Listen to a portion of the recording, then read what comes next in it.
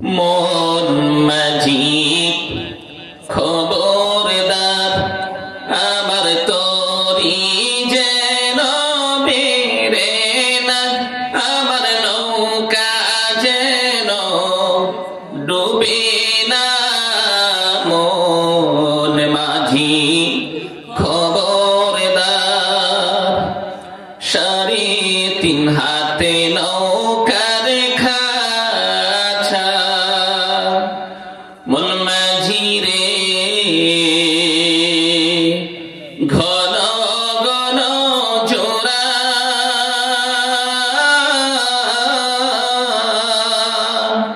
সেই নৌকা কান বাইতে আমার তো মন মাঝি রে হার হইল গোরা রে।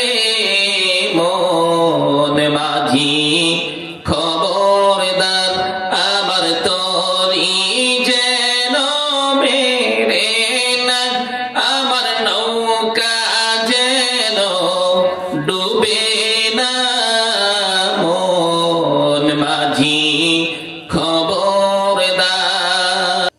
وقال تعالى في شان حبيبه إن الله وملائكته يصلون على النبي يا أيها الذين آمنوا صلوا عليه وسلموا تسليما صلى الله على محمد صلى الله عليه وسلم صلى الله على محمد صلى الله عليه وسلم नहीं है दुजा में मिसाले मुहम्मद, जमाल खुदा है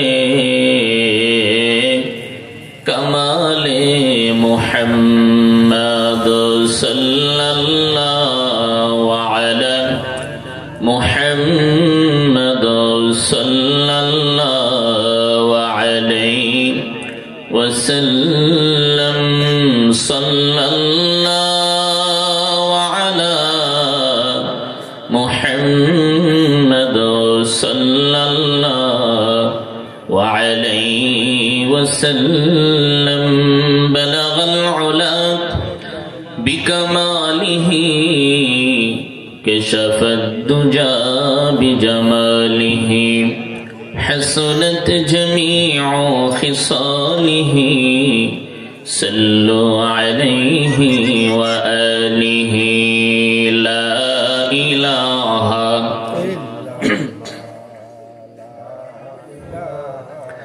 इल्लल्लाह ला इलाहा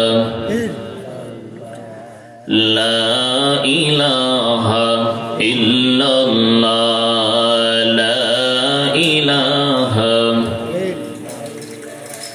ला इलाहा इल्लल्लाह ला इलाहा इल्लल्लाह ला इलाहा इल्लल्लाह ला इलाहा ला इलाहा इल्लल्लाह ला इलाहा। बेलाल बोलेन एक अल्लाह, उमैया बोले बरज़ला। बेलाल बोलेन एक अल्लाह, उमैया बोले बरज़ला। अल्लाह बोलेन ओ जिब्राइल, अल्लाह बोलेन ओ जिब्राइल, जन्नत तेरी फूलो तला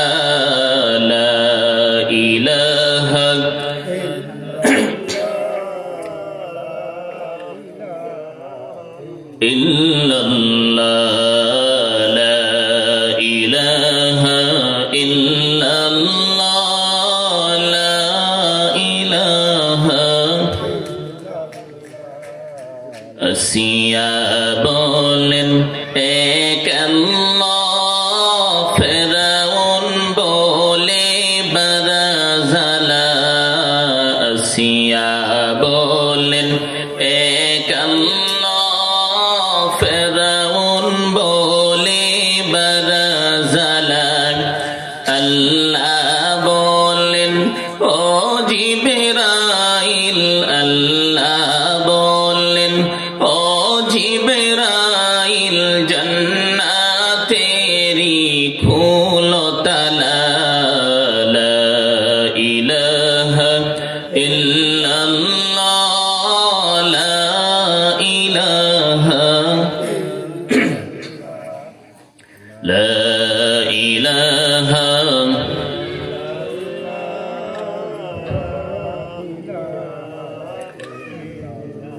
জিকির করতে কি খারাপ লাগে? জিকির বললে লাভ আছে না নাই? কম লাভ না বেশি লাভ? আমরা তো আখিরাতের লাভ বুঝি না, জিকিরের লাভ বুঝি না, কোরআন তেলাওয়াতের লাভ বুঝি না। আমরা বুঝি গাড়ি চালাইলে, দোকানে বসে ব্যবসা করলে লাভ আছে, ঠিক না ঠিক? তো কালিমার লাভ, জিকিরের লাভ আমরা বুঝি না। কথা বলুন ঠিক না ঠিক? हमेशा जिकिर करो मोमिन गाफिल थईको ना हमेशा जिकिर करो मोमिन गाफिल थईको ना जिकिर करसेन इब्राहिम नबी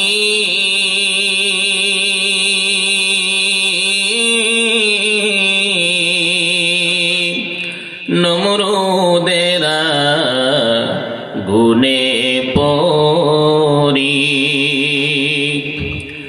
আগুন হইল ফুল বাগিচা আগুন হইল ফুল বাগিচা নবী ইব্রাহিমের পশম ঝোলে না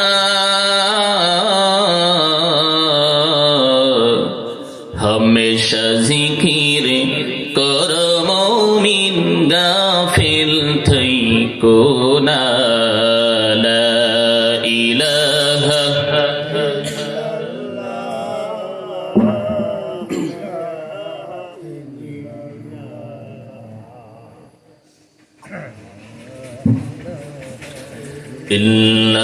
इल्लल्लाह ला इलाहा ला इलाहा ला इलाहा इल्लल्लाह ला इलाहा ला इलाहा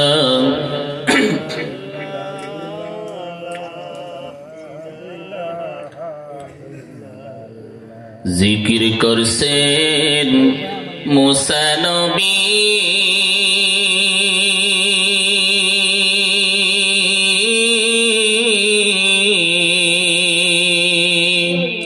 तुर पाहाड़े गेलेन चली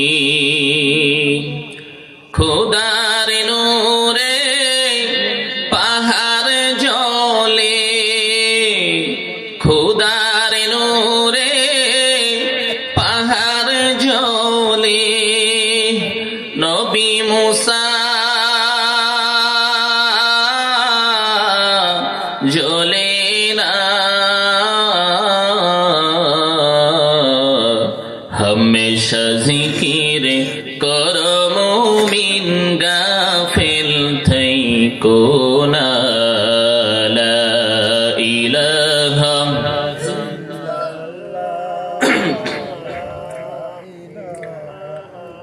इल्लल्लाह ला इलाहा इल्लल्लाह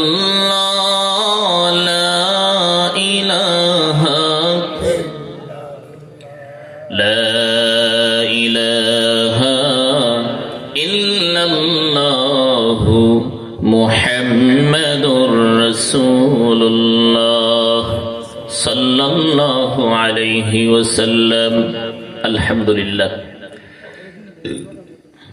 মরহুম মুসলিহ উদ্দিন খান ও সকল মুর্দেগানের রুহের মাগফিরাত কামনায় 18তম 2 দিন ব্যাপী ইসলামী মহাসম্মিলন ও দোয়া মাহফিলের আজ শেষ দিনের প্রধান অতিথি জনাব মোহাম্মদ মামুন মিয়া, সভাপতি আইয়ুবপুর ইউনিয়ন প্রবাসী সমাজ কল্যাণ সংস্থা। আজকের মাহফিলের সম্মানিত সভাপতি সাহেব জনাব মোহাম্মদ আবুল হোসেন খান, সমাজ সেবক খৈশাকালী। সহ সভাপতি জনাব মোহাম্মদ কুখন খান, সমাজ সেবক খৈশাকালী।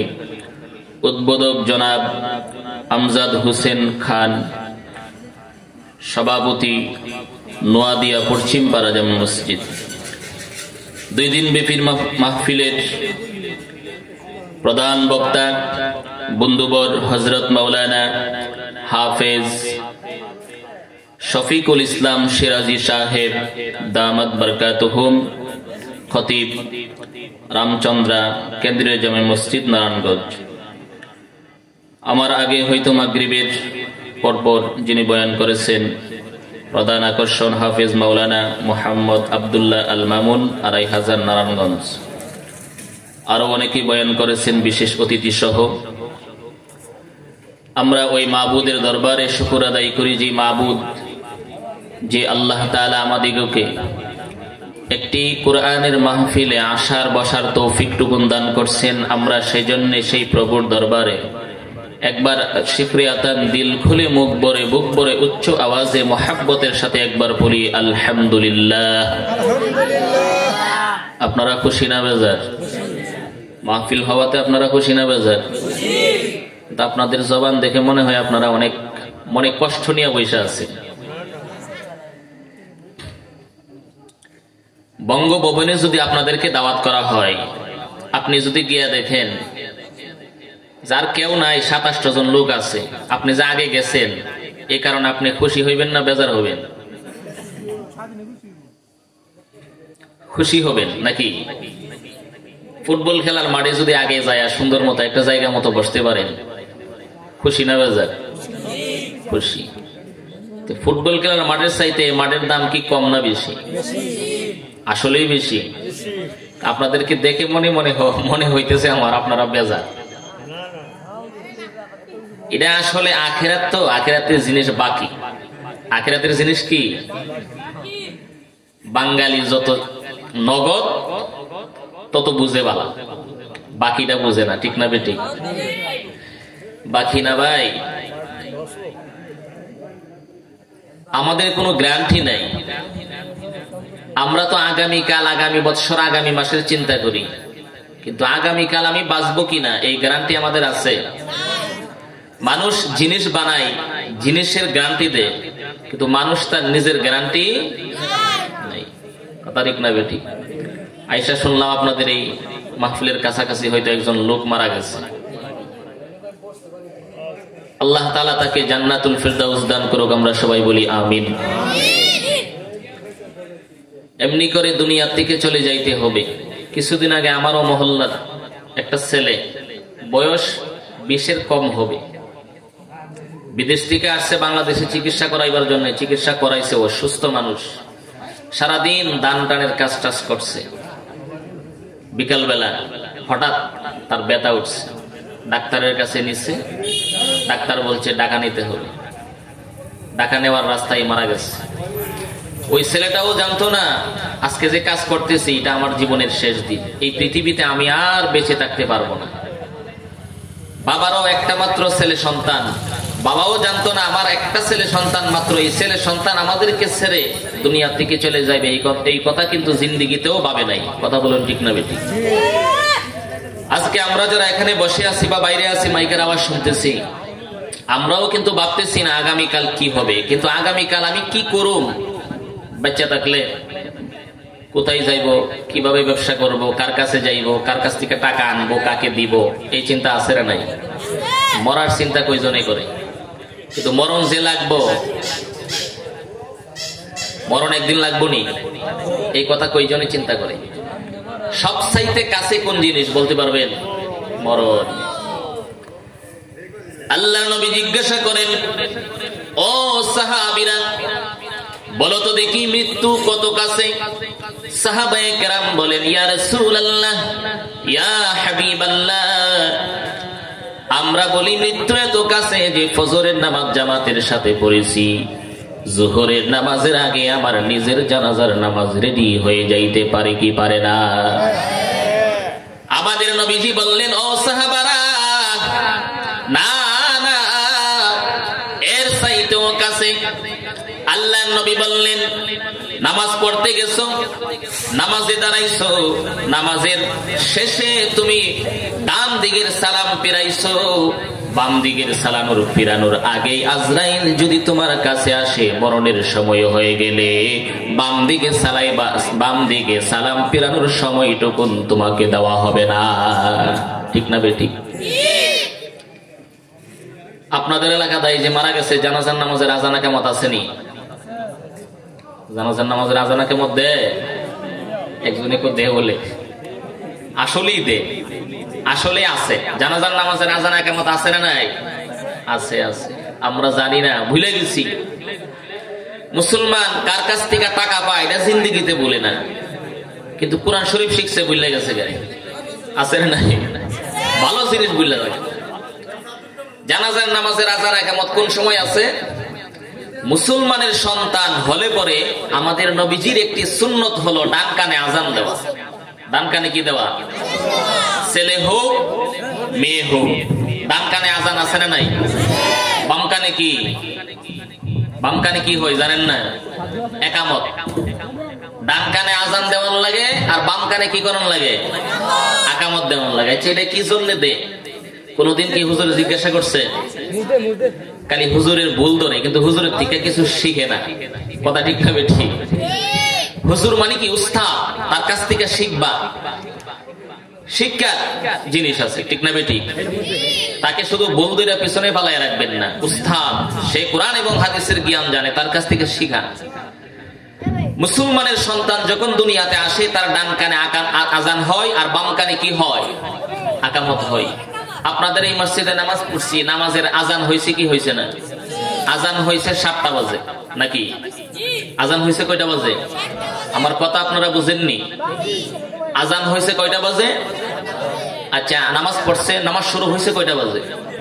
7:15-তে, 7:15, ঠিক না? আচ্ছা, আকামতটা হয়েছে কোন সময়? আজানের সাথে না নামাজের সাথে?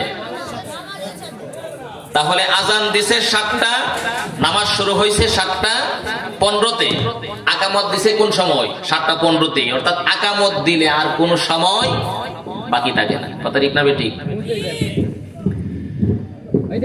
ও মুসলমানের সন্তান শুনুন, আল্লাহর নবীর সুন্নত হলো ডান কানে আজান দেওয়া আর বাম কানে আকামত দেওয়া।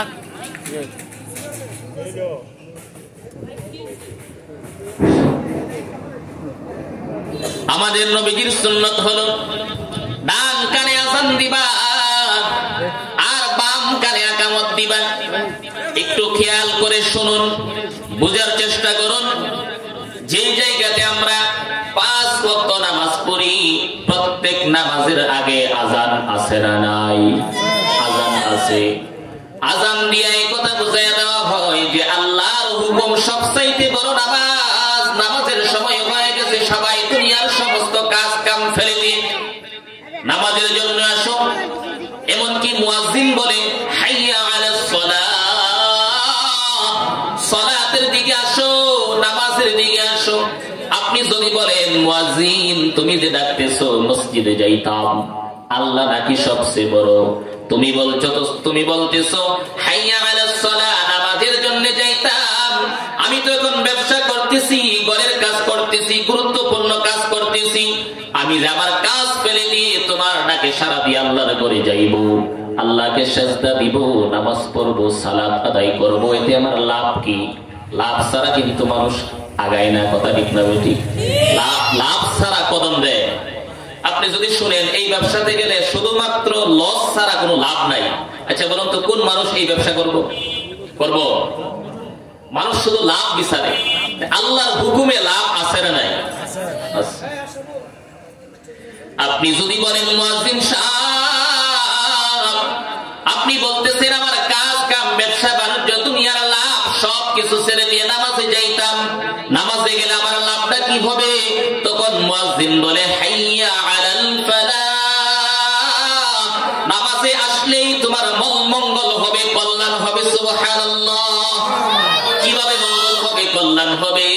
আপনি তো মনে করতেছেন দোকানে পয়সা যদি আমি 500 টাকা ইনকাম করি তাহলে আমার লাভ, এটা তো দেখতে দেখা যায়। এমনও তো হতে পারে আপনি যে নামাজে গেলেন না, আজকে হয়তো নামাজ বাধা দেওয়ার কারণে, নামাজে না যাওয়ার কারণে নামাজের সময়ের ভিতরে 5 লক্ষ টাকাও যদি ইনকাম করেন, আল্লাহ তাআলা 1 সেকেন্ডের ভিতরে এমন একটা রূপ দিতে পারেন 5 কোটি টাকা দিয়েও পৃথিবীর কোনো ডাক্তার আপনাকে পৃথিবীতে রাখতে পারবে না। কি বলেন, পারবে? সেই ক্ষমতা ডাক্তারের আছে। আচ্ছা, যারে সেজদা দিতে চাইতেছেন আল্লাহর করে, ওনার ক্ষমতা আছে না নাই? ইচ্ছা করলে একটা মানুষের হায়াত 1000 বছর দিতে পারে কি পারে না? 1000 বছর দুনিয়াতে বাঁচছে এমন মানুষ দুনিয়াতে আইছে না? আমাদের আদম আলাইহিস সালাম পিতা, উনিও তো দুনিয়াতে আসছে, কত বছর বাঁচছে? 1000 বছর। আমরা বাঁচি কই বছর?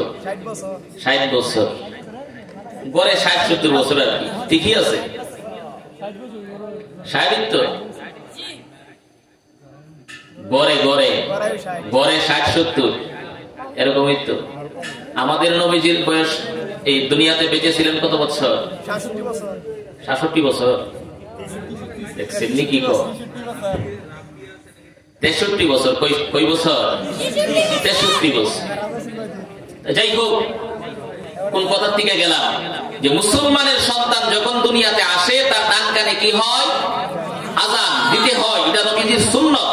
এটা আপনি বাবা হিসাবে, মা হিসাবে আপনার কাছ থেকে আপনার সন্তান আপনার কাছ থেকে পাওনা। বিভিন্ন জায়গা থেকে গেলে বলে হুজুর মা বাবার ফজিলতের কথা বললেন, মা বাবার খেদমতের কথা বললেন, আজকাল ছেলেরা মা বাবার খেদমত করে না। এই কথা বলে কি বলে না? শুধু কি সন্তানেরই দোষ? মা বাবার দোষ আছে না নাই? আছে। মা বাবার কাছ থেকে সন্তান কি পাও না, এটা মা বাপে নিজে জানেই না, জানলে না পালন করত। একজন বাবার কাছে সন্তান ছোট সময় থেকে জন্ম নেওয়ার আগের থেকেই কিছু তার পাওনা থাকে। ওই পাওনা যদি আপনি হিসাব মতো দিয়া দেন, আল্লাহর পক্ষ থেকে ওই সন্তান জিন্দিগিতেও আপনার সাথে বেয়াদবি করবে না। কথা বলে ঠিক না দিদি? এর মধ্যে একটা হলো ডান কানে আযান দেওয়া, বাম কানে ইকামত দেওয়া। এটা কোনো হুজুরও লাগবে না, আপনি বাবা হিসাবে আপনি দিতে পারেন, অথবা এই আযানটা এবং ইকামতটা কোনো মহিলাও দিতে পারে। এটা শুধু যে একজন হুজুর দিতে হবে, পুরুষ দিতে হবে, মহিলারা দিতে পারবে না এটা এমন না, মহিলারাও দিতে পারবে। ডান কানে আযান দিয়া দিব, বাম কানে ইকামত দিয়া দিব। এক কবি বলতেছে, ধরা এসে শুনছে সবে আযান ইকামত, কেউ জানে না কখন হবে জানাজার জামাত, কেউ জানে না কখন হবে জানাজার জামাত। ও মুসলমান ভাই বাবারা, নবীজির সুন্নাত হলো ডান কানে আযান আর বাম কানে ইকামত। এই কথা দিয়ে কি বোঝানো হয়? আমরা যে নামাজ পড়লাম, আযান দিলে নামাজের একটা সময় থাকে, বাকি 15 মিনিট অথবা আধা ঘন্টা থাকে। যেমন যোহরের নামাজ, বেশিরভাগ জায়গাতে 1টা বাজলে যোহরের নামাজের আযান হয়, আবার জামাত হয় 1:30। কথা ঠিক না বেঠিক? আধা ঘন্টা সময় থাকে। ফজরের নামাজের আযানও দেওয়া হয় নামাজের আধা ঘন্টা আগে, কিন্তু ইকামত দেওয়া হয় কোন সময়? যখন ইমাম সাহেব দাঁড়িয়ে যায় তখন সাথে সাথে ইকামত দেওয়া হয়। ইকামত দিলে আমরা বুঝি যে নামাজের সময়ের, জামাতের আর কোনো সময় বাকি নাই। ঠিক না বেঠিক? বুঝতে পারছেন কথাটা? আযান দিলে জামাতের সময় বাকি থাকে 15 মিনিট অথবা আধা ঘন্টা, কিন্তু ইকামত দিলে বাকি থাকে নেই। ইকামত দেওয়া মানে কি? নামাজ শুরু হয়ে গেছে, কোন সময় বা সেকেন্ড বা মিনিট বাকি নাই। আল্লাহর নবী তার সুন্নতের মধ্যে আমাদেরকে জানায়া দিয়েছেন, ও দুনিয়ার মুসলমানেরা, আজান দিলে জামাতের সময় বাকি থাকে 15 মিনিট, আধা ঘন্টা, 5 মিনিটও থাকতে পারে। কিন্তু তুমি মুসলমানের সন্তান, তোমার ডান কানে আজান আর বাম কানে আকামত দিয়া তোমাকে এই কথা বুঝাইয়া দেওয়া হয়েছে, তুমি যে তোমার ডান কানে আকামত দিয়া, বাম কানে আকামত দিয়া, ডান কানে আজান দিয়া তোমাকে এই কথা বুঝাইয়া দেওয়া হয়েছে। আজান দিলে নামাজের সময় 15 মিনিট থাকতে পারে, কিন্তু তুমি যে দুনিয়াতে আসছো 15 মিনিট বাইচা থাকবা এরকম কোন গ্যারান্টি তোমার নাই। কথা বলেন ঠিক না বেঠিক? অনেক সন্তান আছে দুনিয়ার আলো দেখার আগেই মায়ের গর্ভে তাকে জান দেওয়া হয়েছিল, কিন্তু মায়ের গর্ভ থেকেই মারা যায়। মরা সন্তান প্রসব করে আসে না, তার এতটুকুই হায়াত ছিল, দুনিয়াতে আসা হায়াত ছিল না, তার আছে না নাই। আবার হয়েছে 2 দিন পরে মারা গেছে, আবার 1 মাস পরে মারা গেছে, 12 বছর সন্তানের বয়স হয়েছে মারা গেছে, 5 বছর হয়েছে মারা গেছে, এরকম আছে না নাই? আছে। মরণ এত কাছে, কিন্তু কাছের জিনিসটাকে আমরা এত দূরে রাখি যে আগামী বছর 10 বছর পরে কি করব এই চিন্তাও আমরা নিয়ে মারামারি করি, আছে না নাই? এই 3.5 হাত বডিটা কার দেওয়া? আল্লাহর দেওয়া। যেটা আল্লাহর দেওয়া, এটা আল্লাহর প্রতি পরিচালনা করলে দুনিয়াতে শান্তিতে থাকতে পারবেন। কথা বলুন ঠিক না বেঠিক? দুনিয়াতেও শান্তি পাবেন, কবরেও শান্তি পাবেন, জান্নাতও আপনার নিশ্চিত যদি আল্লাহর হুকুম মোতাবেক চলেন। কথা বলুন ঠিক না বেঠিক? মন মাঝি খবরদার, আমার তরি যেন বেরে না, আমার নৌকা যেন ডুবে না। মন মাঝি খবরদার, 3.5 হাতে নৌকার খাছা। মন মাঝি রে ঘন ঘন জোড়া,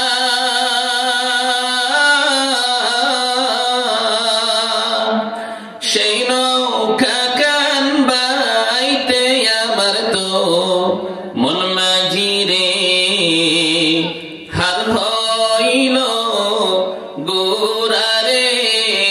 মন মাঝি খবরদার, আমার তরি যেন মেরে না, আমার নৌকা যেন ডুবে না। মন মাঝি খবরদার। কথা বলুন ঠিক না বেঠিক? এই বডিটা কার দেওয়া? এই শরীরটা কার দেওয়া? আল্লাহর দেওয়া। আল্লাহর দেওয়া শরীরকে যদি আল্লাহর হুকুম মোতাবেক চালান, দুনিয়া এবং আখিরাতে সবচাইতে আপনি সুখী মানুষ হবেন। কথা বলুন ঠিক না বেঠিক? আল্লাহর হুকুম আর রাসূলের তরিকার মধ্যে শান্তি আছে না নাই? সুস্থতা আছে না নাই? আমরা তো অনেকেই মনে করি, একটু এলোমেলো কথা বলতেছে এই কারণে, প্রথম কারণ এশারের নামাজ হয়েছে তো অনেক মানুষ দূর দূরান্ত থেকে আসবো, একটু আসুক না, কি বলেন? তো বলতেছিলাম কি জানে বলছিলাম,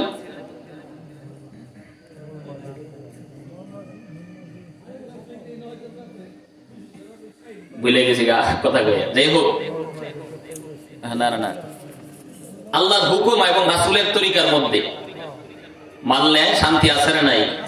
সুস্থতাও আছে। একটা আমল শিক্ষা দিয়া যায়, আমলটা হলো একেবারে ছোট এবং সহজ। ছোট এবং সহজ। আমরা মনে করি যে রাসূলের সুন্নত মানলে আর আল্লাহর হুকুম মানলে শুধু পরকালে জান্নাত পাবো, এতটুকুই মনে করি। কিন্তু দুনিয়ার যে উপকার আছে এটা আমরা জানি না, জানার চেষ্টাও করি না। আচ্ছা, দুনিয়াতেও উপকার আছে না নাই? রাসূলের একটা সুন্নত, ঘুমানোর সময় দোয়া পড়ে ঘুমানো, আল্লাহুম্মা বিসমিকা আমুতু ওয়া আহইয়া। দোয়াটা তো অনেকেই পারেন মাশাআল্লাহ, কিন্তু পড়েননি, আমল করবেন। এটা হলো একটা। আরেকটা হলো ডান কাত হয়ে শোয়া। কোন কাত হয়ে শোয়া? ডান কাত। ডান কাত হয়ে শুইলে কি উপকার জানেননি? আমরা তো রাসূলের সুন্নত এতটুকু বিশ্বাস করি না যতটুকু ডাক্তারের কথা বিশ্বাস করি। ডাক্তারে যদি খবরদার সাহেব আপনি যদি গোস্তের টুকরা খান তাইলে কিন্তু হাসপাতাল রাউন্ড যেত না, একবারে কবরস্থানে যাইবে। আচ্ছা বলুন তো তখন ডাক্তারের কথা ওই লোকটা মানে কি মানে না? কিন্তু হুজুর রাজি মুর্শিদ প্রত্যেক সপ্তাহে বলতেছে যে সুদ খাওয়া হারাম। আচ্ছা বলুন তো এই কথাটা শুনিনি? ঘুষ খাওয়া হারাম এই কথাটা মানে? তাইলে আল্লাহর কথা রাসূলের কথাই তো বিশ্বাস করে না, ডাক্তারের কথা যত বিশ্বাস করে। আবার বিজ্ঞানের কথাও মানুষ বিশ্বাস করে, করে কি করে না? কিন্তু কোরআনের কথা এমন ভাবে বিশ্বাস করে না, বিজ্ঞানের কথা যত বিশ্বাস করে। কিন্তু বিজ্ঞান এবং ডাক্তার তারা আবার কোরআন রিসার্চ করে বলতেছে, ডাক্তার আবার রাসূলের সুন্নত এবং কোরআন রিসার্চ করেই তারা চিকিৎসা করতেছে। সুবহানাল্লাহ। ডাক্তার যারা তারা রিসার্চ করে দেখলো, চিন্তা করে দেখলো, গবেষণা করে দেখলো যে আল্লাহর নবী ডান কাত হয়ে শোয়ার কথাটা কেন বললেন। ডান কাত হয়ে শোয়া এটা কার সুন্নাত? নবীর সুন্নাত। এটার মধ্যে উপকার আছে না নাই? কথাগুলি যে বলতেছি আপনাদের কাছে খারাপ লাগতেছে? রাসূলের সুন্নাত। ডাক্তার যারা তারা রিসার্চ করে দেখছে যে ডান কাত হয়ে শোয়ার কথা কেন বললেন। আমার ইচ্ছা করলে তো অনেক সময় বাম কাত হয়ে শুইতে পারি, কি বলেন? ডান কাত হয়ে শুয়ে রয়েছেন, অনেক সময় মনে চায় না যে বাম কাত হয়ে শুই, একটু আমার যেমনি মনে চাই, যেমনি আরাম লাগে এমনি একটু শুই। তো রাসূল কেন বললেন যে ডান কাত হয়ে শুইবা?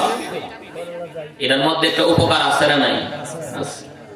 ডাক্তার তারা রিসার্চ করছে। এই যে আমাদের হাত আছে দুইটা, কয়টা হাত? কোন হাতে শক্তি বেশি? ডান হাতে শক্তি বেশি, বাম হাতে শক্তি কেন? বাম পাশে কি আছে? হাড় আছে। আচ্ছা ঠিক আছে, সুন্দর কথা। হাড় কোন দিকে? বাম দিকে। বাম দিকে হাড় আছে, এই কারণে শক্তি কম হইব, এটা কোনো কথা হইল? কিন্তু এটা একটা যুক্তিকতা আছে। কেন? বাম দিকে হাত দিয়া আল্লাহ তাআলা হাতের শক্তি বাম দিকে একটা কমাইয়া দিলেন এই কারণে যে বান্দা হাত তোমার শরীরের একটা গুরুত্বপূর্ণ জিনিস। হার্ট অ্যাটাক হয়ে মানুষ মারা যায় কি যায় না? যায়। হার্ট অ্যাটাক হলে মানুষ কি হয়? মারা যায়। তাহলে বাম দিকে হাত দিয়া আল্লাহ তাআলা বাম দিকের হাত শক্তি কমাইয়া দিয়েছে, এই কারণে আমরা শক্তি কম, এই কারণে বাম হাত দিয়া কাজও করি কম। কথা ঠিক না বেটি? যদি এই হাতে শক্তি বেশি দিত, কাজ করতাম বেশি, তাহলে বাম দিকে হাড়ের মধ্যে প্রেসার পড়তো, বাম হাতের শক্তি বেশি থাকার কারণে, কাজ করার কারণে। কথা বলুন ঠিক না বেটি? আল্লাহু আকবার। এবার ডাক্তার বলতেছেন, আল্লাহর নবী বলেন ডান কাত হয়ে ঘুমানো এটা আমি নবীর সুন্নত। ও মুসলমানেরা তোমরা ডান কাত হয়ে ঘুমাইবা। ডাক্তার বলতেছেন ডান কাত হয়ে শোয়ার উপকারিতা হলো জিন্দেগিতে কোনদিন কোনো মানুষ যদি নবীর এই সুন্নতটা মেনে ঘুমাইবার সময় ডান কাত হয়ে শুয়ে ঘুমায়, জিন্দেগিতেও সে ঘুমের ঘরে হার্ট অ্যাটাক হয়ে মারা যাবে না। সুবহানাল্লাহ। এর কারণ হলো কোন জিনিসের উপরে যদি কোন জিনিস রাখেন, নিচের জিনিসটার উপরে চাপ পড়ে কি পড়ে না? আপনি যদি ডান কাত হয়ে শুনতে বাম দিকের হাত নিচে থাকে না, উপরে থাকে, উপরে থাকে, এটার উপরে কোনো চাপ পড়ে না। আর যদি আপনি বাম কাত হয়ে শুয়ে যান, ঘুমাইয়া যান, তাহলে ডান দিকের পুরা বটির চাপ গুলি আপনার বাম দিকে হাড়ের উপরে পড়বে, হার্ট অ্যাটাক হওয়ার সম্ভাবনা আছে না নাই? কিন্তু আমরা এগুলি বুঝি না। আল্লাহ তাআলা আমাদের সবাইকে আল্লাহর হুকুম আর রাসূলের তরিকা অনুযায়ী জীবন যাপন করার তৌফিক দান করুক। আমরা সবাই বলি আমিন। প্রিয় উপস্থিতি, আমি আপনাদের সামনে কুরআনুল কারীমের সূরাতুল আহজাবের থেকে একটি আয়াতে কারিমা তেলাওয়াত করেছি। এই আয়াতে কারিমার মধ্যে আল্লাহ তাআলা 10টা গুণের কথা বলছেন। কয়টা গুণের কথা? গুণের কথা। গুণওয়ালা মানুষ যদি কালো হয়, সমাজে তার দাম আছে না নাই? আছে। আর যেই মানুষটার গুণ নাই, ওটা দোষ। এই মানুষটা দেখতে সুন্দর হইলেও মানুষ তাকে সম্মান করে না, ইজ্জত করে। কি বলেন? করে। পান সুপারিতে দেই না মজা, মজাতে তার শুনি, রূপেতে মন ভরে না, মন ভরে তার গুণে। কথা বলেন ঠিক না বেটি? বিয়ে করাইছেন ছেলেরে সুন্দর রূপসী দীক্ষা, কিন্তু কিছুদিন পরে এই মেয়ে গেছে আরেক ছেলে লইয়া। কি বলেন, আপনার কাছে ভালো লাগবো? ভালো লাগতো না। ছেলে যদি বাসায় আসছে, বিয়া করছে, সুন্দর দিকে বিয়া করাইছেন, খুব সুন্দর, বাসায় যখন গেছে বলছে বিবি বাদ দাও। বিবি কো তোমার হাত নাই, লয়া খাইতারো না? আচ্ছা, এই কথা যদি বলে, চেহারা সুন্দর, এরপরেও স্বামীর কাছে এই কথাগুলি তার ভালো লাগবো? ভালো লাগবে। আর তার গুণ যদি ভালো থাকে, ঘরে গেলে কিছু কইবার আগেই আসছেন, ঠিক আছে হাত মুখটা ধুয়ে আয়েন, আমি তাড়াতাড়ি খাবারটা বাড়তেছি। আচ্ছা বলুন তো, এই বিবির জন্য মায়া জন্মাইব কিনা? তাহলে এটা কিসের কারণে? সৌন্দর্যের কারণে না গুণের কারণে? তাহলে গুণের দাম কম না বেশি? যেই মানুষটার গুণ বেশি, এই মানুষটা দেখতে যেমনই হোক, আল্লাহর কাছেও মানুষের কাছেও তার দাম বেশি। কথা বলেন ঠিক না বেটি? এই কারণে আল্লাহ তাআলা 10টা গুণের কথা বলেছে। নারী হোক পুরুষ হোক, 10টা গুণ যদি কারো মধ্যে থাকে, প্রথম নম্বরে আল্লাহ তাআলা তাকে মাফ করে দিবে। সুবহানাল্লাহ। আপনাদের কাছে হয়তো কথাটা হালকা মনে হইতেছে, মাফ করে দিব, আরে কিছু টাকা দিলে না 10টা গুণ অর্জন করতাম। যদি কইতো যার মধ্যে 10টা গুণ থাকবো তারে 1 কোটি করে টাকা দেওয়া হইব। আচ্ছা বলুন তো, এটার মর্যাদা আমাদের কাছে কম না বেশি? আমাদের কাছে বেশি। কিন্তু আল্লাহ বলতেছে কি, যে ক্ষমা করে দিবে। কি করে দিবে? ক্ষমা করে দিবে। আপনাদের এলাকায় যদি এমন একটা লোক থাকে, যে লোকটার 5টা সন্তান, 5টা সন্তানে 5 লক্ষ টাকা মাসে ইনকাম করে, আপনারা কি বলবেন? সে সফল। সে কি? আমরা সবাই বলি তার আর কোনো চিন্তা নাই, তার আর কোনো চিন্তা নাই, তোর তো বেটা কোনো চিন্তা নাই, 5 ছেলে বিদেশ থেকে টাকা পয়সা পাঠায়, গরু ছাড়া খাস, তোর তো আর কোনো টেনশন নাই। আর সেও বলে না ভাই, আল্লাহ দিছে, আল্লাহ দিছে। আচ্ছা, এই লোকটা যদি মারা যায়, তার কবরে আল্লাহ যদি তারে মাফ না করে, আর তার ছেলেরা যদি ওই যে 5 লক্ষ টাকা করে মাসে পায়, সবগুলি টাকা 1 বছরে সবগুলি টাকা কবরে দিয়ে আসে, এই টাকা এবং ছেলে তার কি উপকারে আসবে? কোন উপকারে আসবে? কোনটা উপকারে আসবে? আল্লাহ যদি কো বান্দা তোর কিছু আছে না নাই, আমি দেখতাম, আমি তোরে মাফ করে দিলাম, কোনটা উপকারে আসবে? মাফ করে দেওয়াটা। কথা বলুন ঠিক না বেটি? এই কারণে আল্লাহ নবী বলেন, মানুষ আল্লাহর কাছে যত কিছু চায়, আপনি চাইতেছেন আল্লাহ আমার যদি একটা 10 তলা বাড়ি হইতো, আমার আর কোনো কিছু দরকার ছিল না। আল্লাহ আমার সন্তানটা আমেরিকা যাবে, তাকে যদি পাঠাইতে পারতাম, বেতনটা যদি ভালো হইতো, আর কোনো কিছু দরকার ছিল না। এরকমটা আমরা অনেক সময় বলি কি বলি না? আপনি যদি মারা যান, আল্লাহ যদি আপনাকে মাফ না করে, তাহলে আপনার কি হবে? কি অবস্থা হবে? ছেলে ইনকাম করে, ছেলে চাকরি করে, এগুলি দিয়ে আপনার কোন উপকারে কবরে আসবে না, কিন্তু কবরে যাইতে হবে নিশ্চিত। কথা বলুন ঠিক না বেটি?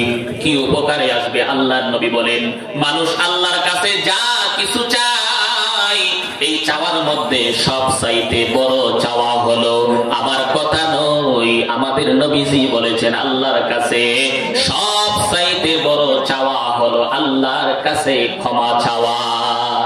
সুবহানাল্লাহ। এই কথাটা কি আমি হুজুরের? এই কথাটা কার? নবীজির। এই কথাটা কার? নবীজির। নবীজি বলছে, আল্লাহর কাছে যে যত কিছু চায়, এর মধ্যে সব চাইতে বড় চাওয়া হলো আল্লাহর কাছে ক্ষমা চাওয়া। আল্লাহর কাছে কি চাওয়া? ক্ষমা চাওয়া। আল্লাহর নবী আরো বলেন, আল্লাহর কাছে সব চাইতে বড় চাওয়া হলো ক্ষমা চাওয়া। আর আল্লাহর কাছ থেকে যে যত কিছু পাইছে পাবে, এর মধ্যে সব চাইতে বড় পাওয়া হলো ক্ষমা পাওয়া। আল্লাহ যাকে ক্ষমা করে দিয়েছে, সে হইল দুনিয়া এবং আখিরাতের সবচাইতে সুখী মানুষ। কথা বলুন ঠিক না বেটি? তাহলে 10টা গুণ থাকলে 1 নম্বরে আল্লাহ কি করব? মাফ করে দিব। মাফ করে দেওয়াটা এটা কি ছোট বিষয় না বড় বিষয়? কত বড় বিষয়? সবচাইতে বড় বিষয়। সবচাইতে বড় বিষয়। সবচাইতে বড় বিষয় যে ক্ষমা করে দেওয়াটা, ক্ষমা পাওয়াটা। এটা আমার কথা না, কার কথা? নবীজির কথা। কার কথা? নবীজির কথা। বুঝতে কি আপনাদের কষ্ট হইতেছে? তাহলে 10টা গুণ থাকলে 1 নম্বরে আল্লাহ কি করব? ক্ষমা করে দিবে। 2 নম্বর পুরস্কার আল্লাহ তাআলা বলতেছেন, আমি মহা পুরস্কারে তাকে পুরস্কৃত করব। সুবহানাল্লাহ। আল্লাহর মহা পুরস্কার হলো আল্লাহর পক্ষ থেকে জান্নাত দেওয়া। সুবহানাল্লাহ। আল্লাহ যদি ক্ষমা করে দেয়, আর একটা মানুষের যদি 2টা জিনিস দিয়ে দেয়, ক্ষমাও করে দিছে, জান্নাত দিয়ে দিছে, আচ্ছা বলুন তো তার আর কি দরকার আছে? জান্নাতে গেলে একটা মানুষের যা প্রয়োজন, একেবারে সবার শেষে যে ব্যক্তি জান্নাতে যাবে আল্লাহ তাকে 10টা দুনিয়ার সমান একটা জান্নাত দিব। 10টা দুনিয়ার সমান একটা জান্নাত দিব। দুনিয়াটা এই পৃথিবী গড়ছেন আপনারা, আপনাদের এই থানার নাম কি? শিবপুর। এই শিবপুর থানার প্রত্যেকটা গ্রামে, প্রত্যেকটা মহল্লায় বাড়ি বাড়ি গেছেন, এরকম কোন লোক আছেন আপনাদের এলাকায়? আপনারা পুরা এই নরসিংদী জেলা ঘুরছেন, প্রত্যেকটা গ্রাম গেছেন, এরকম কোন লোক আছে? পুরা বাংলাদেশ বিশ্বের দরবারে রাষ্ট্র হিসাবে ছোট না বড়? ছোট রাষ্ট্র হিসাবে আমাদের বাংলাদেশ ছোট রাষ্ট্র। আমাদের বাংলাদেশের চাইতে রাশিয়া কত বড়? আল্লাহু আকবার, কত বড় রাষ্ট্র। তাহলে এই যে রাষ্ট্রগুলি প্রায় 250-র উপরে, সবগুলি রাষ্ট্র নেওয়া হলো এই পৃথিবী। এই পৃথিবীর মধ্যে শুধু কি এই রাষ্ট্রগুলি আছে, আর কিছু নাই? স্থলের চাইতে জলের ভাগ কম না বেশি? বেশি। কত বেশি? 3 ভাগ বেশি। কত ভাগ বেশি? 4 ভাগের 3 ভাগ হলো পানি, আর 1 ভাগ হলো মাত্র স্থল। তাহলে এই যে পৃথিবী, এই পৃথিবীর চাইতে কত বড় দিব জান্নাত? 10 গুণ। দুনিয়ার 10টা দুনিয়ার সমান একটা জান্নাত আল্লাহ কারে দিব? একেবারে সরিষার দানা পরিমাণ ঈমান নিয়ে আল্লাহরে কইছে, আল্লাহ দুনিয়ার থেকে আমি এই যে সরিষার দানা পরিমাণ ঈমান নিয়ে আপনার কাছে আইছি, এর বিনিময়ে আল্লাহ আপনি আমারে কি দিবেন? আল্লাহ বলেন, রাসূল হাদিসের মধ্যে বলেন, আমি আল্লাহ তাআলা তাকে এই সরিষার দানা পরিমাণ ঈমানের বদলতে 10টা দুনিয়ার সমান একটা জান্নাতের মালিক আল্লাহ তাআলা বানাইয়া দেব। সুবহানাল্লাহ। এই কথাটা বুঝতে অনেকের কষ্ট হয়, আমারও কষ্ট হইতো। কোন কথাটা জানেননি? যে আল্লাহ 10টা দুনিয়ার সমান জান্নাত যদি আল্লাহ এই সরিষার দানা পরিমাণ ইমানদাররে দেয়, ইমানদারের সংখ্যা বর্তমানে দুনিয়াতে কম না বেশি? কি বলেন, কম না বেশি? কোটি কোটি মুসলমান আছে, আছে না নাই? আদম থেকে নিয়ে কিয়ামত পর্যন্ত কতগুলি মুসলমান ঈমান নিয়ে এরকম আল্লাহর দরবারে দাঁড়াইবো। সবাই যদি কম কইরাও 10টা করে জান্নাত দেয়, এই জায়গা আছে কই? একদিন আমারে প্রশ্ন করছে এক মুরব্বী, হুজুর আপনারা যে বলেন সুবহানাল্লাহ বললে আল্লাহ জান্নাতে এমন একটা গাছ দিব যে গাছের ছায়া অতিক্রম করার জন্য 100 বছর পর্যন্ত যদি একটা ঘোড়া দিয়া দৌড়ান আপনি, তাহলে তারপরেও ওই গাছের ছায়া অতিক্রম করা সম্ভব হবে? শুধু কি তাই? আল্লাহর নবী বলেন, ওই গাছের মধ্যে লক্ষ লক্ষ কোটি কোটি পাতা থাকবে, আর প্রত্যেকটা পাতার মধ্যে একজন করে ফেরেশতা থাকবে। ওই ফেরেশতারা সুবহানাল্লাহ সুবহানাল্লাহ সুবহানাল্লাহর জিকির করতে থাকবে কিয়ামত পর্যন্ত। আপনি যখন হাসরের মাঠে যাবেন তো দেখা যাবে ওই যে সুবহানাল্লাহ বললেন একটা গাছ হইছে, ওই গাছের মধ্যে যতগুলি ফেরেশতারা বৈশা জিকির করছে সুবহানাল্লাহ সুবহানাল্লাহ, তাদের সবগুলি সওয়াব আপনার আমলনামার মধ্যে আল্লাহ তাআলা দিয়ে দিবেন। সুবহানাল্লাহ। তাহলে এই পরিমাণ আপনি যদি, আমরা তো অনেক সময় হুজুররা বলে দেয় 5 ওয়াক্ত নামাজের পরে সুবহানাল্লাহ সুবহানাল্লাহ আছে নাই? কমপক্ষে কতবার? 33 বার। কমপক্ষে কতবার? 5 ওয়াক্ত নামাজের সময় যদি পড়েন, আবার নামাজের বাহিরেও পড়েন, ওয়াজে গিয়েও পড়লেন, পরে কি পড়ি না? এক মুরব্বী আমারে প্রশ্ন করতেছে, এরপরে আপনারা বলেন একবার আলহামদুলিল্লাহ বললে, এটা আসলে কথাগুলি আমাদের না, এই কথাগুলি যে বলতেছি বলেন এই কথাগুলি আমাদের না রাসূলের? আল্লাহ এবং তার রাসূলের। আমাদের কথা না, আমার কথা না। আমার কথা শোনার জন্য কি আমার ব্রাহ্মণবাড়িয়া থেকে দাওয়াত দিয়ে আনছেন? কার কথা শোনার জন্য? যদি আমার জবান দিয়ে বলতেছি, কিন্তু এই কথাগুলি আল্লাহ এবং তার রাসূল। আমার কথা কোনো মূল্য নাই যদি আমি জবান দিয়ে আল্লাহ এবং তার রাসূলের কথা না বলি। কথা বলুন ঠিক না বেঠিক? আল্লাহর নবী আরো বলেন, যেই ব্যক্তি আল্লাহ তাআলার শুকর আদায় করতে গিয়া আলহামদুলিল্লাহ শব্দটুকুন বলে, তো আল্লাহ তাআলা তার আমলনামার ভিতরে নীল আকাশের নিচে আর জমিনের উপরে যতটুকুন পাকা জায়গা আছে সবটুকুন পাকা জায়গা রহমত আর বরকত দিয়ে তার জন্য পরিপূর্ণ করে দেন। সুবহানাল্লাহ। তো ওই মুরব্বিদের প্রশ্ন হইল, হুজুর এত জায়গা আল্লাহর দরবারে আছে না, থাকলে কই আছে? আসলে আমরা মানুষ যেমন ছোট, আমাদের চিন্তা ভাবনাও তেমন ছোট। আর একটা প্রশ্ন আপনাদের কি করি, যদি কেউ বলতে পারেন 100 টাকা পুরস্কার দেওয়া হবে, আপনারা প্রস্তুত আছেন নি? আমার কথাটা বুঝছেননি? একটা প্রশ্ন করব, যদি উত্তর দিতে পারেন 100 টাকা পুরস্কার দিব। বলবো এমন একটা জিনিস, যে জিনিসটা আমাদের কাছে আছে, আমাদের সবার কাছে আছে, কিন্তু আল্লাহর কাছে নাই। কে বলতে পারবেন বলেন? এমন একটা জিনিস, যে জিনিসটা আমাদের কাছে আছে, আল্লাহর কাছে নাই। বলতে পারবেন? পারবেন না? বলে দেব, মনে রাখবেন তো, আল্লাহর কাছে একটা জিনিস নাই, এটার নাম হইল অভাব। নাম কি? আল্লাহর কাছে কি কোনো অভাব আছে? আচ্ছা, এই জিনিসটা আমাদের কাছে একটা দুইটা আসেনি? আরে আমরা তো একটা দুইটা, কিন্তু আমাদের তো অভাবের অভাব নাই। কথা বলুন ঠিক না বেটি? আর আল্লাহ কয় এটা আমার কাছে নাই। আল্লাহু আকবার। আল্লাহর কাছে জায়গা আসেনি। জায়গা যা আছে এটা একটু বলতাম নি, কোরআন এবং হাদিস থেকে পরে বলবো। বিজ্ঞানের কথা তো মানুষ বিশ্বাস করে। বিজ্ঞান এবং ডাক্তার, দুনিয়ার যত মানুষ আছে সমস্ত মানুষের গণনা এক করলেও যেই জায়গাতে শেষ হবে, ওই জায়গা থেকে রাসূলুল্লাহর হিসাব এবং আল্লাহর হিসাব ওই জায়গা থেকেই শুরু হবে। সুবহানাল্লাহ। বুঝেন তো আমার কথা? এবার একটু বলি, আল্লাহর কাছে যে কি পরিমাণ জায়গা আছে। বিজ্ঞান বলতেছে, বিজ্ঞান যে গবেষণা করে তাদের একটা সীমাবদ্ধতা আছে, এর উপরে যাইতে পারে না। এর উপরে, আচ্ছা আকাশ একটা আছে না নাই? আসমান আছে না নাই? আছে। আসমানের কথা কোন সীমা আছে না নাই? কেউ যদি আসমান বিশ্বাস না করে, তার ঈমান থাকবে না। বর্তমানে অনেক মানুষ আছে বলে, আরে এই জামানাতে আইসা আবার এই জিন টিন বিশ্বাস করে, এটা কি হইলনি? মনে রাখবেন, জিন যদি কেউ বিশ্বাস না করে, তারও ঈমান থাকবে। জিনের কথা কোরআন শিবা আছে না নাই? জিনের নামে তো সূরাই আছে। এর মধ্যে সবচাইতে ছোট্ট একটা সূরা, একবারে সবার শেষে 114 নম্বর সূরা, সূরাতুন নাস। সূরাতুন নাস অর্থ কি? নাসানাসি। নাস অর্থ কি? কি বলেন? নাসানাসি। নাস অর্থ মানুষ। আর এই দেশের কিছু বাউল ফাউল আছে, আল্লাহর কোরআনকে বিকৃত করে তারা। কথা বলেন ঠিক না বেটি? তারা বলে নাস অর্থ বলে নাসানাসি। হয় কিভাবে বলে? যে যেই জিনিস জানে না, তার উচিত না সেই কথা নিয়ে, সেই বিষয় নিয়ে কথা বলা। কথা বলেন ঠিক না বেটি? আরে বেটা, তুই গান গাছ, গানই গা। তুই কেন কোরআন এবং আল্লাহকে নিয়ে, রাসূলকে নিয়ে তুই গান গাবি? কথা বলেন ঠিক না বেটি?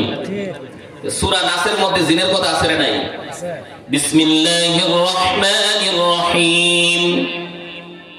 কুল আউযু বিরাব্বিন নাস মালিকিন নাস ইলাহিন নাস মিন শাররিল ওয়াসওয়াসিল খান্নাস আল্লাযী ইউওয়াসওয়িসু ফি সুদুরিন নাস মিনাল জিন্নাতি ওয়ান নাস। জিনের কথা আছে না নাই? আছে। আরো আছে না নাই? এক জায়গা তুই না আরো আছে। ওয়ামা খালাকতুল জিন্না ওয়াল ইনসা ইল্লা লিয়াবুদুন। তাহলে জিন বিশ্বাস না করলে কি থাকবে না? ঈমান থাকবে না। তাহলে এই কোরআনুল কারীমে আসমানের কথা আছে না নাই? আসমান যে আছে, বিজ্ঞান বলতেছে আসমান নাই। অনেকেই বলে আর কি, কারণ নাই কেন বলে, আসমান থাকলে তো আমরা খুঁজে পাইতাম, থাকলে আমরা খুঁজে পাইতাম। কিন্তু আল্লাহ তাদেরকে পাওয়ার মতো সেই ক্ষমতা দিছে না, কিয়ামত পর্যন্ত দিবেও না। এটা তারা বুঝে না।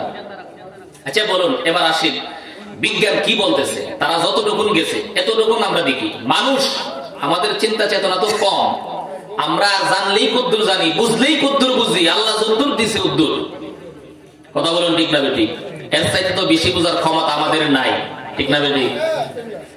বিজ্ঞান বলতেছে যে আল্লাহ যে প্রথম আকাশ সাজাইছে, এই যে আপনারা দেখতেছেন জারবাতি ধরতেছে, তারকা তো এর থেকেও ছোট দেখা যায়, এর থেকেও ছোট দেখা যায়। একটু আগে যে বললাম পৃথিবীর কথা, এই পৃথিবীতে 250-র উপরে রাষ্ট্র আছে, তারপর আছে সাগর। সাগরের পরিমাণ হইল পৃথিবীর চাইতে আরো, স্থলের চাইতে আরো বেশি। এই পৃথিবীর চাইতে 13 লক্ষ গুণ বড় কি সূর্য 13 লক্ষ গুণ বড় সূর্য। আর তারকা কত বড়? সূর্যের চাইতে ছোট না বড়? বড়। কত বড়? বিজ্ঞান বলতেছে যে পৃথিবীর চাইতে 13 লক্ষ গুণ বড় সূর্য, সেই সূর্যের চাইতে 33 কোটি গুণ বড় এক একটা তারকা। সুবহানাল্লাহ বলবেন। এটা কে বলতেছে? বিজ্ঞান বলতেছে। তারকার কথা কোরআন শরীফে আছে না নাই? আছে। তারকার নামে সূরাই আছে। আল্লাহ তাআলা বলেন ওয়াস-সামাই যাতিল বুরুজ। তারকা দিয়ে আল্লাহ আকাশকে সাজাইছে। আপনারা যেমন জারবাতি দিয়া সাজাইছেন, আল্লাহ আকাশ সাজাইছে কি দিয়া? তারকা দিয়া। এই তারকাগুলি কত বড়? এই জারবাতির সমান। পৃথিবীর চাইতে 13 লক্ষ গুণ বড় সূর্য, আর সেই সূর্যের চাইতে 33 কোটি গুণ বড় এক একটা তারকা। আচ্ছা, এই তারকাগুলি যে 33 কোটি গুণ বড় সূর্যের চাইতে, এই তারকা আকাশে কতটা আছে? আল্লাহ এবং তার রাসূল কি বলছে এটা পরে, বিজ্ঞান কি বলতেছে আগে শুনি। বিজ্ঞান বলতেছে এমন 33 কোটি গুণ সূর্যের চাইতে বড় এই তারকাগুলি আকাশের মধ্যে প্লেটের মতো আছে। এগুলিকে বলা হয় গ্যালাক্সি। এগুলিকে কি বলা হয়? গ্যালাক্সি, প্লেটের মতো। এই এক একটা প্লেটের মধ্যে 500 বিলিয়ন তারকা এক একটা গ্যালাক্সির মধ্যে আছে। সুবহানাল্লাহ। এবার আকাশে কি পরিমাণ তারকা আছে আরেক বিজ্ঞানে বলতেছে। ওই বিজ্ঞান বলতেছেন আকাশে আল্লাহ তাআলা কি পরিমাণ তারকা বানায় রাখছে।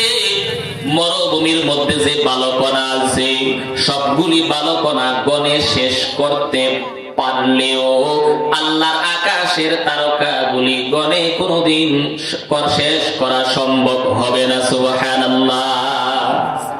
কি কথাটা বিজ্ঞানে কইছে একটু চিন্তা করছেন? মরুভূমি ছিলেননি? মরুভূমির বালুর করা আপনাদের এলাকাতে নরসিংদী দিয়ে টাক দিয়ে বালু যায়নি। এক টাক বালু যদি দিয়ে দেন নরসিংদীর সব মানুষের বন্যা শেষ করো, কই দিনে শেষ করতে পারবো? তাহলে বিজ্ঞান কি বলতেছে? মরুভূমির বালুর করা কথা বলতেছে। মরুভূমির বালুর করা গণে শেষ করতে পারলেও আল্লাহর আকাশের তারকা গণে শেষ করা সম্ভব হবে। সুবহানাল্লাহ। এই তারকাগুলি বিজ্ঞান যে বলতেছে এদের হিসাব, এটা কি দ্বিতীয় আকাশে না প্রথম আকাশে? প্রথম আকাশের শেষ পর্যন্ত তো যাইতে পারে নাই, তারা যতদূর গেছে এতটুকুনের কথা তারা বলতেছে। যাই হোক, বিজ্ঞান নিয়ে আরো কথা আছে। এবার আসুন নবীজি কি বলে। আল্লাহ নবী বলেন আল্লাহ তাআলা 7টা আকাশ বানাইছেন, 7 জমিন বানাইছেন। 7 আকাশ আর 7 জমিন একটা একটা থেকে কত বড়? আল্লাহ নবী বলেন মরুভূমির মধ্যে যদি তুমি তোমার আংটিটা ফেলে দাও, হাতের আংটি আর কত বড় হবে? আল্লাহ নবী বলেন মরুভূমির মধ্যে যদি তুমি তোমার আংটিটা ফেলে দাও, পুরা মরুভূমির তুলনায় তোমার আংটি যত ছোট, আল্লাহর দ্বিতীয় আকাশের তুলনায় আমরা যে আকাশের নিচে আছি এই আকাশটা এত ছোট। সুবহানাল্লাহ। আল্লাহ নবী আরো বলেন তৃতীয় আকাশ কত বড়? নবীজি বলেন মরুভূমির মধ্যে যদি তুমি তোমার আংটি ফেলে দাও, গোটা মরুভূমির তুলনায় তোমার আংটি যত ছোট হবে, তৃতীয় আকাশের তুলনায় তোমার দ্বিতীয় আকাশ এত ছোট হবে। এমনি করতে করতে 7 আসমান একটা আরেকটার চাইতে এমনি করে বড়। এবার আমরা যদি বলি, আপনারা যদি বলেন যে হুজুর আল্লাহ কোরআনের মধ্যে কি বলে, কোরআনের মধ্যেও 7 আকাশ আর 7 জমিনের কথা আছে না নাই? কোরআন শরীফে একটা আয়াত আছে, কোরআন শরীফের সর্দার বলা হয়, সবচাইতে দামি, সবচাইতে ফজিলতপূর্ণ একটি আয়াত। আপনারা বলতে পারবেন আয়াতটার নাম কি? আয়াতুল কুরসি। এই জিনিসটা আপনারা জানেন না?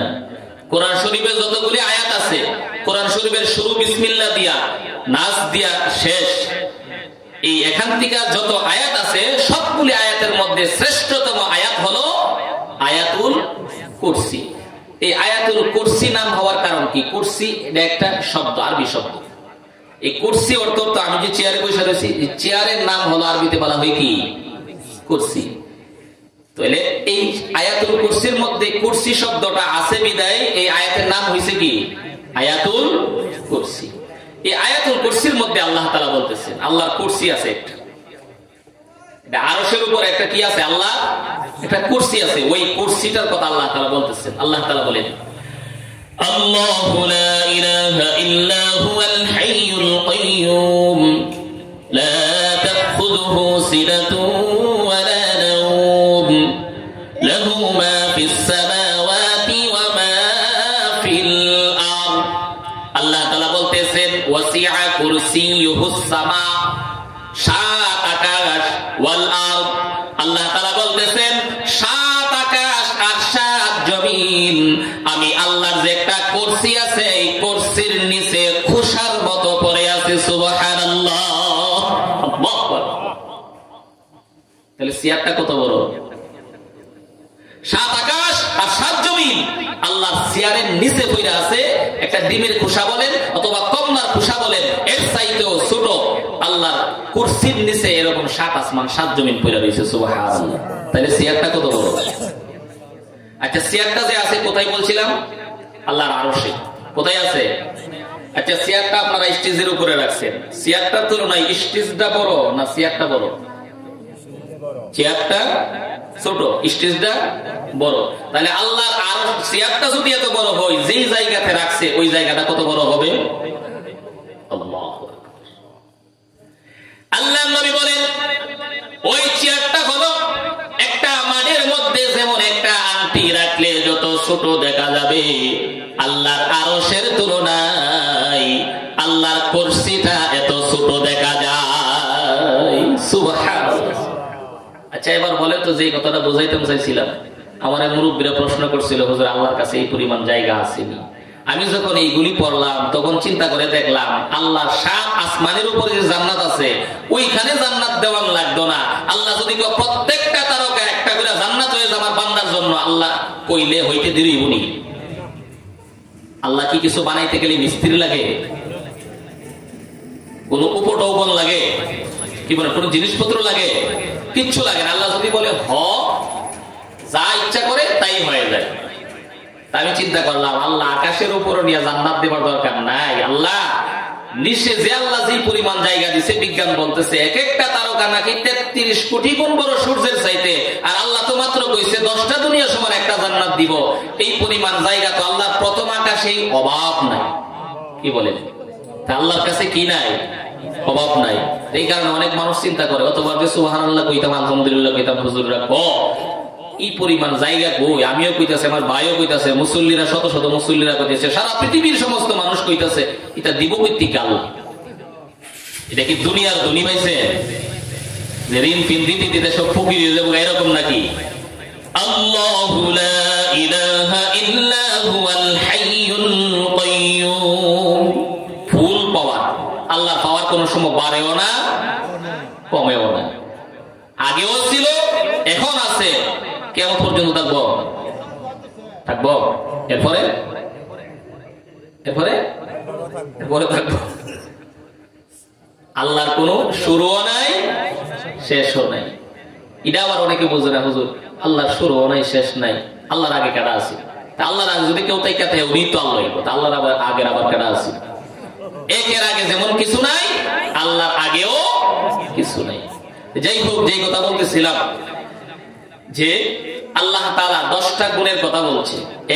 এর প্রথম নাম্বার গুণ হলো মুসলমান হওয়া, ইমানদার হওয়া। কি হওয়া? ইমানদার হওয়া, মুসলমান হওয়া। আল্লাহ রাসূল বলেন, ইন্নাল ইসলামা ইয়াহদিমু মা কানা ক্বাবলা।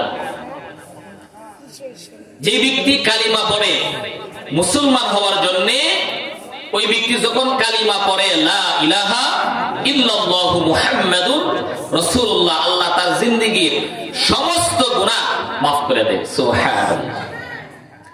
আল্লাহ নবী হাদিসের মধ্যে বলেন, কোন বিধর্মী যদি মুসলমান হওয়ার জন্য, ইমানদার হওয়ার জন্য যখন কালিমা পাঠ করে লা ইলাহা ইল্লাল্লাহু মুহাম্মাদুর রাসূলুল্লাহ, আল্লাহ নবী বলেন একজন ফেরেশতা আল্লাহ তাআলার পক্ষ থেকে এই সাত আকাশের নিচের থেকে, জমিন থেকে আকাশের উপরের দিকে উঠতে থাকে। সে যখন উপরের দিকে উঠে আল্লাহর দরবারে যাবে, আরেকজন ফেরেশতা তাকে দ্রুত গতিতে আবার জমিনের দিকে নামতেছে। দুইজনের সাক্ষাৎ হইলে আমরা যেমন একজন আরেকজনকে সালাম দেয়, ফেরেশতাও একজন আরেকজনকে সালাম দেয়। সালাম দিয়া জিজ্ঞাসা করে, ভাই তুমি কেন নিচের দিকে যাইতেছো? সে বলতেছে, আমি নিচের দিকে যাইতেছি এই কারণে যে এক ব্যক্তি জমিনের মধ্যে কালিমা পাঠ করেছে, লা ইলাহা ইল্লাল্লাহ। সে আল্লাহর উপর ঈমান আনছে, আল্লাহর পক্ষ থেকে ঘোষণা হয়ে গেছে তার পাছরের যত জিন্দেগির গুনাহ ছিল, 80 বছরের হোক, 100 বছরের হোক, 70 বছরের হোক, আল্লাহর উপর ঈমান আনার কারণে লা ইলাহা ইল্লাল্লাহ মুহাম্মাদুর রাসূলুল্লাহ সাল্লাল্লাহু আলাইহি ওয়াসাল্লাম এই কালিমা পাঠ করার কারণে আল্লাহর পক্ষ থেকে ঘোষণা হয়ে গেছে তার পাছরের জিন্দেগির সমস্ত গুনাহ ক্ষমা করে দেওয়ার ঘোষণাটা আমি দুনিয়াতে পৌঁছায়া দেওয়ার জন্য। সুবহানাল্লাহ। এবার উপর থেকে নিচে আসার ফেরেশতাকে জিজ্ঞাসা করে, নিচের থেকে উপরে যাওয়ার ফেরেশতা, যে তুমি কেন উপর দিকে যাইতেছো? ওই ফেরেশতা বলে, আমি তো এই জন্যই যাইতেছি যে সে কালিমা পাঠ করেছে, এই সব সংবাদটা আল্লাহর কাছে পৌঁছার জন্য। হাদিস শরীফ থেকে বোঝা যায়, কেউ যদি মুসলমান হওয়ার জন্য একবার পড়ে লা ইলাহা ইল্লাল্লাহ মুহাম্মাদুর রাসূলুল্লাহ, আল্লাহর কাছে ফেরেশতা এই খবরটা পৌঁছাইবার আগে আল্লাহ তাআলা তার ক্ষমার ঘোষণাটা দুনিয়াতে পৌঁছায়া দেন। সুবহানাল্লাহ। ইমানের দাম আছে না নাই?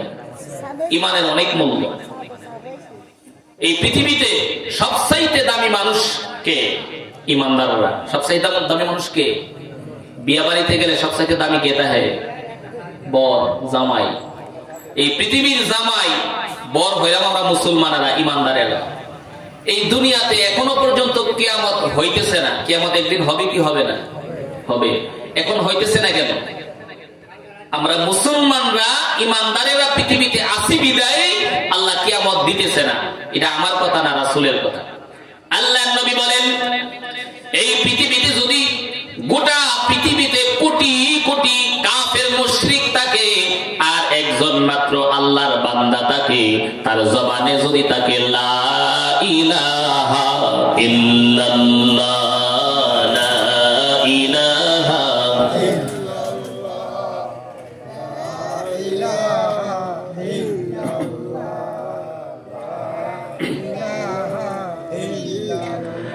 লা ইলাহা ইল্লাল্লাহ মুহাম্মাদুর রাসূলুল্লাহ সাল্লাল্লাহু আলাইহি ওয়াসাল্লাম। আল্লাহর নবী বলেন, এমন একজন ব্যক্তি যদি পৃথিবীতে বেঁচে থাকে, তার জবান দিয়া শুধু বাহির হয় আল্লাহ আল্লাহ আল্লাহ আল্লাহ শব্দ বলে, বেশি বেশি আমল করতে পারে না, এই একটা আল্লাহ বলনেওয়ালা লোকের জন্য আল্লাহ তাআলা গোটা দুনিয়া টিকায় রাখবেন। কোটি কোটি কাফেরদেরকে খানা দিবেন, দুনিয়া ধ্বংস করবেন না, শুধুমাত্র একজন ইমানদারের জন্য। সুবহানাল্লাহ। তাহলে ইমানদারের দাম আছে না নাই? আপনারা মনে করতেছেন তাইলে তো আমরা তো দামি হই, আমরা তো ঈমান আছে, আমরা মুসলমান। কি বলেন? আল্লাহ তাআলা কোরআনের বিভিন্ন জায়গাতে ঈমানদারদেরকে বলতেছেন, যারা ঈমান আনছো নিজেদেরকে ঈমানদার মনে করো, তোমরা আবার ঈমান আনো। এটা কোরআন শরীফের আয়াত। আল্লাহ তাআলা বলতেছেন, ইয়া আইয়ুহাল্লাযীনা আমানু আমিনু বিল্লাহি ওয়া রাসূলিহি। আল্লাহ তাআলা বলতেছেন, হে ঈমানদারেরা, আল্লাহর উপর আবার ঈমান আনো, রাসূলের উপর, কিতাবের উপর আবার ঈমান আনো। তোমরা এর মানে কি? ঈমানকে নবায়ন করো। আমরা অনেক সময় গাড়ি নষ্ট হয়ে গেলে, মেশিন নষ্ট হয়ে গেলে এটা কি করি? সার্ভিসিং করি, পরিষ্কার করি, পরিচ্ছন্ন করি। করলে কি হয়? আগের থেকে ভালো সার্ভিস দেয়। আর আমরা যে ঈমানদার, শুক্রবারের নামাজ কোন রকম ভাবে পইরা গেলে গা আর মনে থাকে না। বুঝতে হইব ঈমানের মধ্যে জং ধরছে। কি ধরছে? নামাজ পড়তে গেলে ভালো লাগে না। ইমাম সাহেব যদি 5 মিনিট শুক্রবার দেরি করে, তাহলে বোঝা যায় হুজুর বললে ইশারা দিব, হুজুর সময় এসে গে, তাড়াতাড়ি করেন। ষষ্ঠ লোকে বয়ে গিয়া যদি 10 মিনিট দেরিও, বাড়ি থেকে ফোন দে, এই আইতা না, তোমার লাগে এক লোক বয়েছে, আরে কম 10 মিনিট বই, 10 মিনিট বইতে না। শাস্টুলের সার দাম আছে, কিন্তু মসজিদে বসে থাকাটা দামি মনে করে না। রাসূলের একটা হাদিস হলো, কেউ যদি নামাজের অপেক্ষায় বসে থাকে, নামাজের অপেক্ষায় কি থাকে? যতক্ষণ বসে থাকে ফেরেশতারা তার আমলনামার মধ্যে নামাজ পড়ার সওয়াব লিখতে থাকে। সুবহানাল্লাহ বলবেন না? তাহলে যত দেরি হইব মসজিদ, এতে লস না লাভ? লাভ। লাভের জায়গাটা আমরা লাভটা বুঝি না। আমরা বুঝি না শাস্ত্রল পয়সা গীবত করলে লাভ না লস? লস, আসলেই লস। এটা কি আমার কথা? রাসূল বলছেন, কেউ যদি কারো গীবত করে, আপনি আরেকজনের গীবত মানে কি? সে তার মধ্যে দোষটা আছে, দোষ নাই এটার নাম গীবত না। দোষটা আছে এটা বৈশা বৈশা আরেকজনের কাছে বলতেছেন, এটার নামই গীবত। গীবত করলে কি লস জানেননি? আপনার যত ভালো আমল আছে ওই ভালো আমলগুলি তার আমলনামার মধ্যে লেখা হবে। তার যে দোষ ত্রুটির গুনাহ আছে, আপনি যে দোষের কথা বলতেছেন ওই দোষের গুনাহগুলি আপনার আমলনামার মধ্যে লেখা হবে। তাহলে লাভ হইল না লস হইল? তাহলে যেখানে লস হইব এখানে সময় 10 মিনিট, আধা ঘন্টা, 1 ঘন্টা, ঘন্টার পর ঘন্টা বসে থাকে, কিন্তু বলে না বেটা এবার দোকান বন্ধ কর, কোনোদিন কইছি নি এবার চা বন্ধ করবা যাবো গা, এটা কইছি বৈশাই থাকে। চা ঠান্ডা হয়ে গেছে, একটার পরে 3টা খাইছে, বিড়ি খাইতেছে, চা খাইতেছে, আধা ঘন্টা লাগায়, 1 ঘন্টা লাগায়, যাইবার কোনো নাম গন্ধ নাই। কিন্তু মসজিদে গেলে নামাজটা হুজুর ঠিক টাইমে পড়াইলে অত দেরি করাটা উচিত না। কথা বলেন ঠিক টাইমে? ঠিক রাগ করতেছেন মনে হয়? মসজিদ দামি জিনিস না?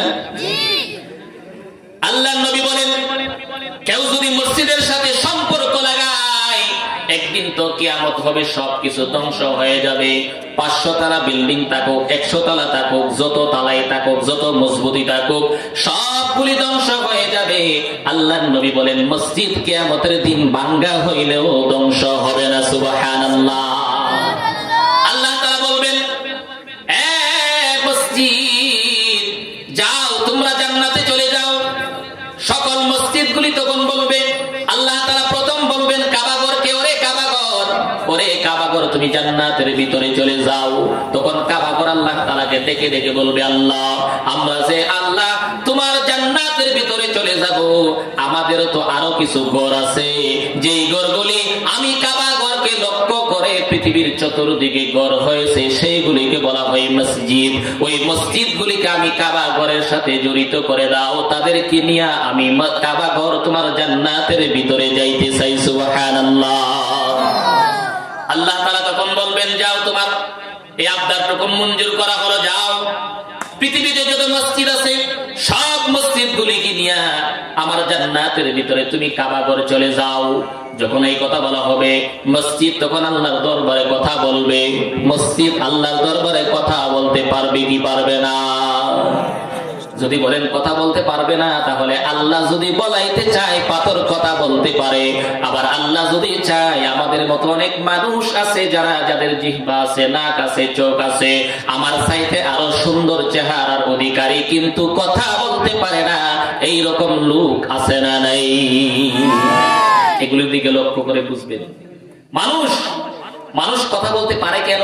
আল্লাহ তাআলা মানুষকে কথা বলা শিখাইছেন, এই কারণে পারে। কি বলেন? নিজের যোগ্যতাই পারে। যেই সন্তান কথা বলতে পারে না, ওই সন্তানের মা তার জন্য মায়া মহব্বত আছে না নাই? সবচাইতে কম না বেশি?